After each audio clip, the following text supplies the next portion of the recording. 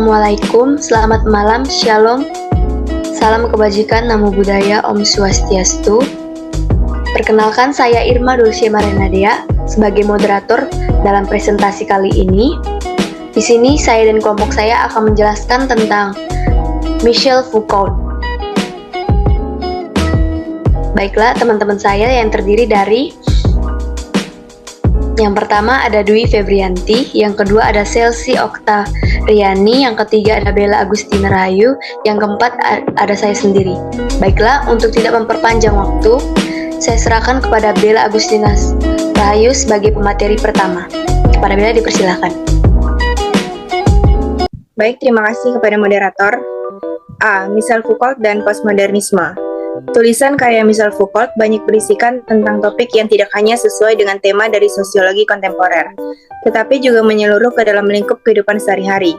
Topik ini menjangkau semua aspek dari volume seksualitas, kegilaan penjara rumah sakit, dan pengetahuan untuk kesusastraan seni dan pemerintah.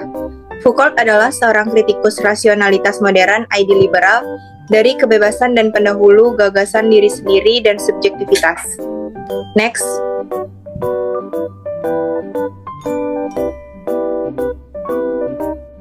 Foucault mendeskripsikan bagaimana gagasan modern dari liberasi dan alasan yang pada akhirnya akan masuk ke dalam jenis pengetahuan dan mengubah institusional yang akan meningkatkan pengamatan kontrol dan peraturan postmodernisme telah menjadi perbedaan yang panas di dalam ilmu sosiologi postmodernisme, merupakan sebuah pendekatan kemasyarakatan kontemporer yang berbeda dari struktur sebelumnya. Next. Postmodern dikenal sebagai gerakan pemikir dan bukan suatu teori tentang perubahan sosial, namun analisisnya sangat kritis terhadap proyek modernisme. Michel Foucault adalah salah satu tokoh penting dan berpengaruh dalam gerakan postmodernisme. Dia yang telah menyumbangkan teori kritik terhadap teori pembangunan dan modernisasi dari sudut pandang yang jauh berbeda dengan teori kritik lainnya. Gerakan postmodernisme sangat melekat dan sejalan dengan pemikiran Foucault. Sebagai contohnya, pada tahun 1980, dia menuangkan pemikirannya ke dalam tulisan karyanya seperti The Order of Things, The Acrology of Knowledge, Discipline and Punish, Language, Counter-Memory, Practice the History of Sexuality and Power Knowledge. Next.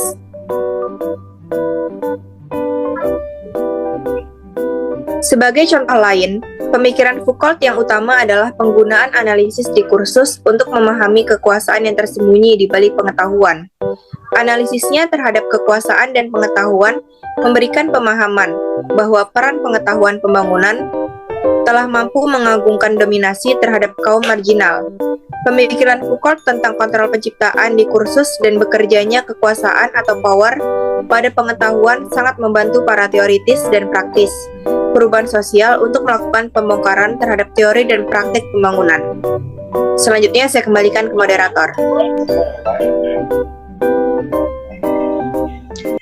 Baik, terima kasih Bella. Selanjutnya, pemateri yang kedua adalah Dwi Febrianti. Kepada Dwi, saya persilakan.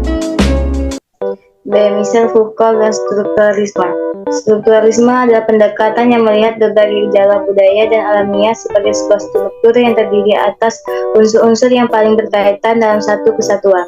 Kaum strukturalis berpendapat bahwa praktik sosial yang nampak di masyarakat saat ini sebenarnya selalu didasari oleh struktur dalam atau fundamental yang biasanya tidak terlihat beroperasi di bawah kesadaran manusia. Sehingga strukturalisme ditentukan oleh struktur tersebut dalam praktik sosial. Salah satunya karya Foucault yang sangat dekat dengan strukturalisme adalah Leeds Made at Least Causes dan Lichter's Logi di Savoy. Karyanya tersebut Foucault diprediksi untuk mampu menjadikan strukturalisme sebagai filosofi baru bagi para filsuf dan para intelektual Paris pada saat itu, menggantikan eksistensialisme yang sangat surut. Next. Kedua karya Foucault tersebut memperkenalkan istilah epistemi, yang kemudian dapat dijelaskan sebagai sebuah struktur pengetahuan atau gagasan dalam Leeds Mode Its Least Choices. Foucault melahirkan istilah epistemi secara sederhana dapat diartikan sebagai keseluruhan ruang bermakna stratigrafi yang mendasari kehidupan intelektual serta kumpulan penggadaian pemikiran suatu zaman sebagai sebuah struktur epistemi. Dapat dikendalikan dari salah satu sifat struktur yang disepakati oleh para pemikir strukturalis yaitu totalitas.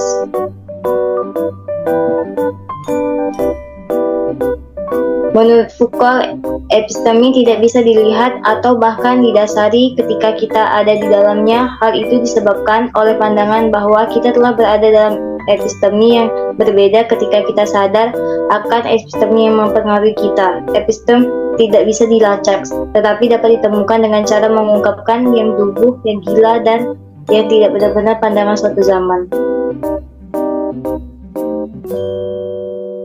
Baik, saya kembalikan kepada moderator. Baik, terima kasih Dwi. Selanjutnya pemateri yang ketiga, yaitu Selsi kepada Selsi, saya persilahkan. C. Wacana dan kekuasaan menurut Foucault. Ketika Foucault menjelaskan epistemi dan mengungkapkan yang tabu, yang gila, yang tidak benar pada suatu zaman, ia memperkenalkan bagaimana kaitan antara wacana pengetahuan dan kekuasaan secara jelas. Hal tersebut menggambarkan hubungan yang erat antara bahasa dan realitas. Bahasa di sini berarti adalah wacana yang merupakan pengetahuan yang struktur menurut Foucault. Berbicara tentang wacana berarti berbicara tentang aturan-aturan, praktik-praktik yang menghasilkan pernyataan-pernyataan yang bermakna pada suatu rentan histori tertentu. Wacana menurut Foucault berkaitan erat dengan konsep kekuasaan. Konsep kekuasaan Foucault berbeda dengan konsep kekuasaan yang telah ada sebelumnya.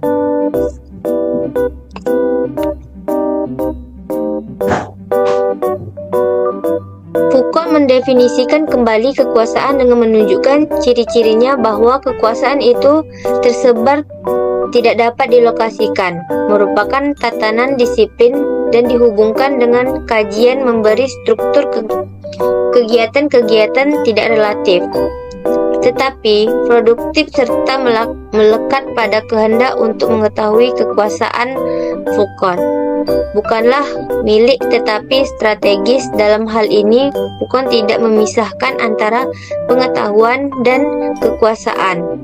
Tidak ada pengetahuan tanpa kekuasaan dan tidak ada kekuasaan tanpa pengetahuan. Kajian mengenai kekuasaan menurut Foucault begitu kompleks.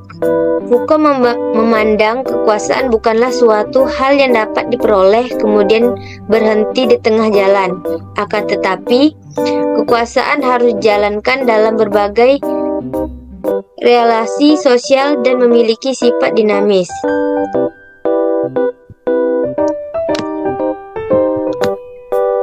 Berarti kekuasaan di sini dapat terus konsisten, dinamis, tidak stagnan.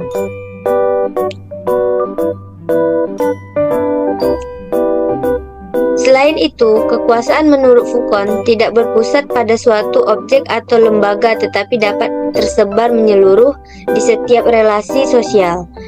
Ini membuktikan bahwa sifat dari kekuasaan menurutnya tidak sentral, karena kekuasaan harus menyebar sejauh jangkauan individu menjangkau individu lainnya. Baiklah, saya kembalikan kepada moderator.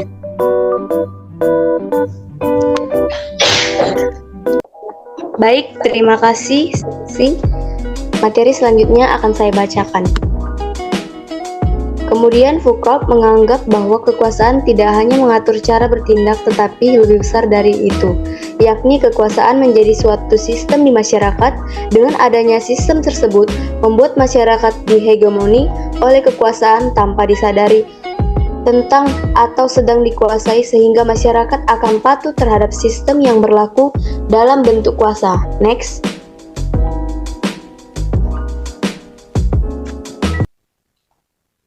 Pada intinya, bagi Foucault, kekuasaan bukan berarti sesuatu yang dapat dimiliki, bahkan oleh para kaum dominan.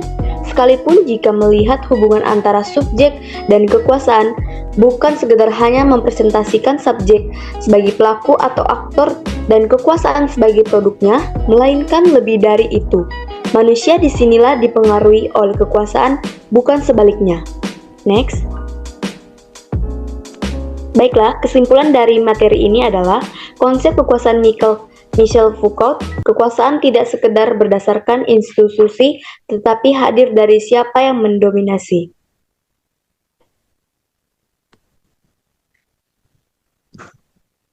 Terima kasih. Hanya itu yang dapat kami presentasikan, kurang dan lebih mohon dimaafkan. Sekian dan terima kasih.